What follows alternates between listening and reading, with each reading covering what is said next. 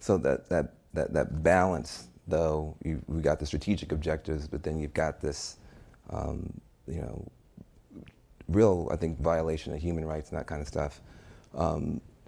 You know, I guess I think the core of it, like the people who are like mad at Jared Kushner right now, is I think people feel like we got this American prince, he's making friends with the Saudi prince, but the Saudi prince like killed the dissident, and it's your fault because if you hadn't been friends with him, he wouldn't have felt like he could get away with it. How do you respond to those kind of critics? I'm not even sure where to start with that. Look, I don't respond to the critics. I think that, you know, my job is to every day, you know, focus on what are the objectives I have to accomplish. Things come up every day that can make that more challenging, but we have to work through it. I mean, and you look at all the different, you know, projects I've worked on from the start. In prison reform, we've had, you know, setbacks. Some were self-inflicted, some were not.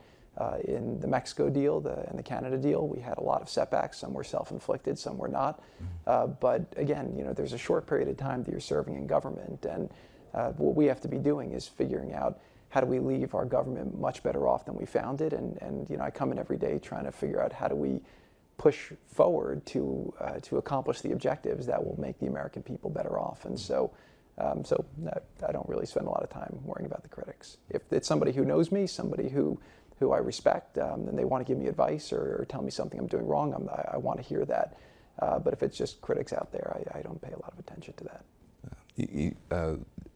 On social media, you don't follow what they're saying? Is that you're saying if people are tweeting at you on social media, they're wasting their time?